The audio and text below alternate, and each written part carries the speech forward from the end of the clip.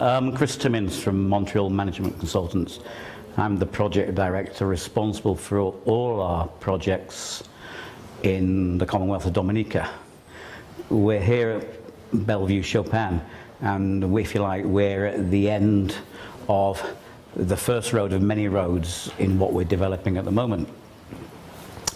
We started on site here in January 2017 with the construction of the roads, clearing the site, clearing the vegetation. And then we mobilized to start the house construction back in May 2017. We went very well from May 2017 to September the 18th, 2017, when Hurricane Maria came and caused a bit of a hiatus in the proceedings. We learnt lessons during the passing of Maria, and we made some design changes as a consequence. And whilst we suffered no damage, we observed what happened elsewhere in the country, and we made a change in the design at that point to incorporate concrete roof structures underneath the galvanized covering to all units. So every unit now is reinforced concrete in situ walls, reinforced concrete roof slab with a galvanized roof covering on top of it to provide the waterproofing. We are as confident as we can be that in the event of any normal bad weather, the units will remain undamaged as humanly possible. Going forward at the moment from here, there are 340 residences in total on the development, and we anticipate that everything will be completed in a position to be moved in within 6 months, June 2019. We're also at the moment developing further communities elsewhere in the island. We are doing apartments in La Plaine, in Saint-Sever, in Grand Fond, in Castle Bruce, in Delices. We have a development in Georgetown. We have a development in Cotton Hill. We're shortly going to be commencing a development in Roseau City Square, adjacent to the financial centre.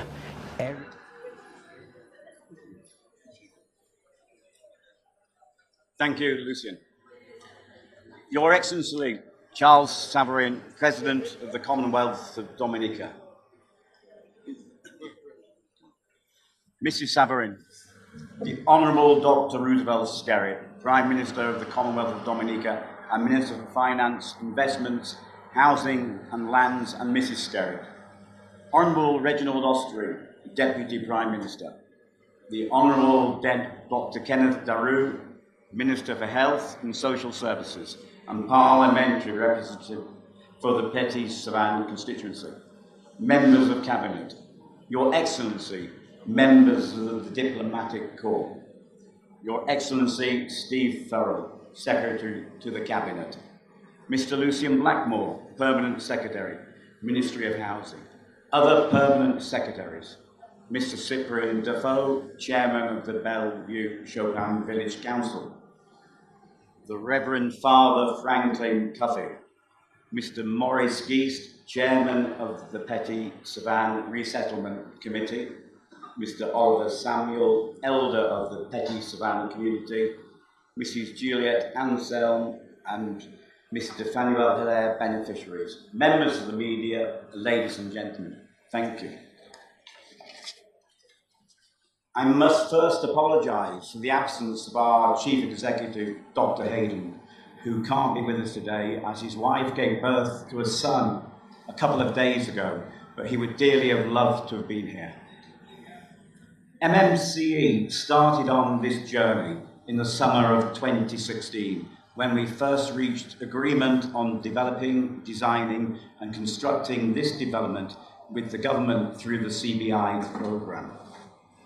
It has so far been an exciting journey, at times challenging, and far from over, and we have travelled a longer road than we anticipated in 2016 to get to this point of the project, thanks to a certain climatic event in September 2017. In the 3 months from September 2016 until the end of that year, we carried out the architectural design work in order, we believe, to create a design that is amongst the best in the Caribbean area and would be classed as upper middle income housing in any European country. And consequently, we were in a position to commence on site here in January 2017 with the clearing of the site and the bulk excavation works with our local contractors, Caribbean Concrete Limited and Ace Engineering Limited. Our contractor for the residential units, China Civil Engineering Construction Corporation, started in earnest with the construction of the residential units in May 2017 and made good progress until the fateful day of the September the 17th, 2017. At that point, we had a substantial amount of structures standing up to roof level in 2 sections of the project, as well as roads and the plaza and the community centre under construction. We're pleased to say that we suffered no damage to any of the structures that had been built at this stage. We did, however, suffer the complete loss of all the temporary accommodation for the Chinese workers, along with the offices, store buildings, materials, tools, etc. of all the contractors. Consequently, given the logistical problems of being able to house 300 workers and obtaining replacement materials, tools and equipment, coupled with the non-availability of water and electricity, it was decided to evacuate the workforce whilst plans were put together to obtain all the needs to recommence as soon as possible. We made a restart with the help of our Dominican contractors in November 2017 on clearing the site of debris, and actual construction works on the infrastructure restarted in December, although at times materials were hard to come by. In the interim, our Chinese contractor was regrouping in China and ensuring that everything they would need to make a meaningful restart would be available upon their arrival back in Dominica.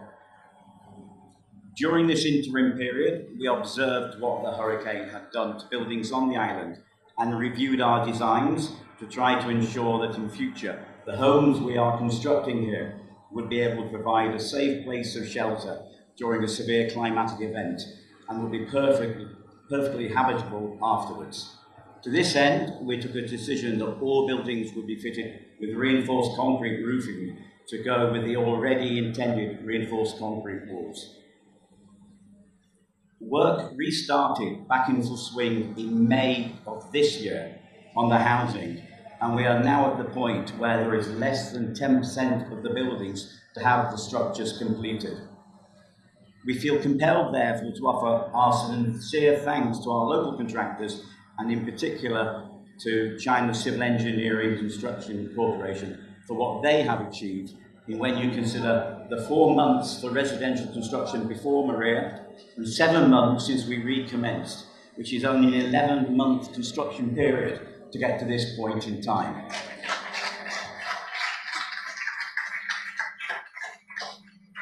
We'd also like to thank the non-stop support of our local suppliers, amongst which are Argos Cement, Estefans, Rudolph Thomas and Partners, amongst many others.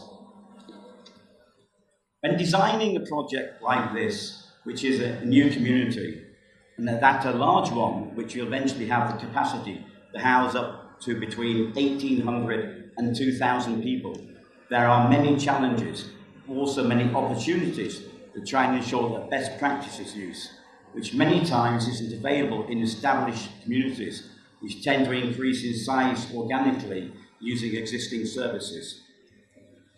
As you walk around the development, hopefully you will spot that something is missing that you might normally expect to see. There are no telephone lines, there are no electricity lines, and there are no poles. And that is because everything is underground,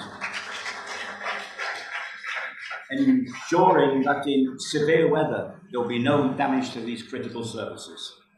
We must also point out that this isn't normal copper cables used for the telephone and data cabling, but fibre optic, ensuring that this community, in conjunction with our good friends and partners Flow, will have immediate access to the fastest data available in the country. I must also emphasise that all the utility companies, Dwasco, Dominic, Flow, have been amazing in their support, advice and the ability to get the job done, especially at a time when they have been under so much pressure elsewhere on the island restoring services. Hopefully, you will also notice that every building has a solar panel and tank for providing free hot water to each residence, and also these have electric backup for those cloudy days too. The development has been designed very much with the word community in mind, and therefore you will see endless footpaths throughout, ensuring good pedestrian access so that people don't just make the 5-yard dash from the car to the front door, but will feel encouraged to walk around, meet and chat with their neighbours and encourage the community spirit to grow. Of course, every community needs to be able to go shopping for provisions and be able to access essential services. And therefore, to ensure that these are available, we are constructing the plaza, which will contain a mixture of 32 shop and office units in a modern Mall-style building. Immediately adjacent to this is the new community centre, along with the new multi-purpose playing field. This plaza will be the venue for a major event we are planning at the end of February, in celebration of further handovers and completions, after which we intend to invite famous regional singers and performers. There is also a covered farmers market as well as a dedicated basketball court. Obviously, this afternoon we are handing over the first 38 residences, but have many more to complete. The estimated timescales for this is that at the end of January we have a further 130 ready. In February, another 34, 81 more in April, and the rest of the homes in June. All we need and pray for is a break in the weather, which hasn't been very kind to us in October, November, and even this week. Additional to the original intended development, we have now committed to replace the ruins of the Petro Casas that had been started with 26 single-storey, 2-bedroom homes constructed from concrete, with concrete roofs, and having traditional style verandas. They will also have level access from the road for easy access. Just a couple of interesting facts about the project. There are 3,200 windows, 3,100 doors, 40,000 cubic yards of concrete in the project. Or to put it another way, enough concrete to build a road from Bellevue to about 5 kilometres north of Mira. So what next for MMC as we continue along our journey? Following the passage of Hurricane Maria, we expressed our interest to the government in being able to help in some small way Dominica's ZAD become the world's first climate resilient country. Consequently, we immediately began the design process for a different type of building, and we now have residential developments underway in Castle Bruce, La Plaine, Saint-Sever, Grand Fond, Delices, Georgetown and Cotton Hill in the north. All of these developments will contain community facilities. We will also be commencing Roseau City Square development in the new year, along with plans for the riverbank development in Roseau. We are also in discussion for providing much needed housing in 3 other areas in the country and are presently doing the initial designs. These developments combined will provide up to another 1,000 new climate-resistant homes built to provide good quality 21st century housing. All of this is made possible by our partnership with the government in the Citizenship by Investment Programme, a programme in which we have complete confidence under its careful stewardship by the government, and this has enabled us to fully commit to these developments to the point where we actually started on site on the basis of a mutual understanding and prior to the signing of the actual contracts. There are many people we must thank for helping us to get this far, and foremost amongst these is the existing residents of Bellevue, Chopin, who've welcomed us into their midst and made us feel part of a huge family. We, in turn, have covered their roads in mud, blocked their access at times, generally made lots of noise and increased the traffic in the village until late at night.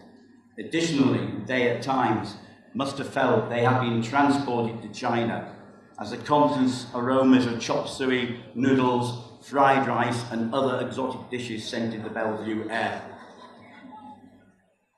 The government and its ministries have been amazing in their help and advice to us, and we must therefore thank, firstly, the Honourable Prime Minister, who has been constantly available to assist, give advice and express his desires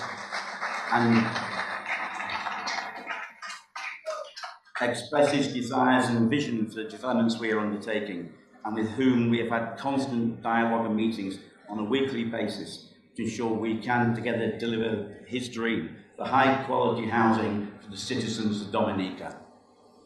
I have been constantly in awe of his deep knowledge of the country and how he seems to know every road, every piece of land, every home and who lives in it. The Honourable Deputy Prime Minister has been a constant source of encouragement and advice to us, along with an unending supply of enthusiasm, and it is a great pleasure to work alongside him and become friends. The Honourable Dr. John Colin McIntyre, who since the earliest days has been one of the most important people in helping to get the whole process up and running. We of course cannot forget the staff of the ministries, and in particular the Ministry of Housing. The Permanent Secretary, Mr. Lucian Blackmore, has never stinted in his desire to ensure that all parties are fully in tune to provide the best possible housing we can, and he has never been shy to express his point of view. He, along with Hilarion Jules, Bernard Lloyd, and the Director of Land Surveys, Marcus Lestrade, have always been there to assist and guide in any way we can. There are many ministries that have been of huge help and an important part of the process, and we must thank all their staff, in particular Gloria Joseph and Rosamond Edwards, as well as the staff of Invest Dominica, headed by Rhoda Joseph. I mustn't, however, forget the staff of MMCE, who are some of the most professional people I have ever had the pleasure to call colleagues, and all of whom were keen to get back to work after the hurricane. I thank each and all of you. One last thing, a project like this to a builder is like having a child. You are there at the conception and have to live with the initial excitement and go through the uncomfortable periods, come to love it, and at times wonder if it's ever going to be delivered. But the day comes when you can deliver and have to hand over the care of it to someone else, and much like giving up a newborn child to adoptive parents, you hope they will love, cherish, and look after what has been produced. There's only one final thing to do, and that is for me to hand the keys over of the new unit to the Honourable Prime Minister.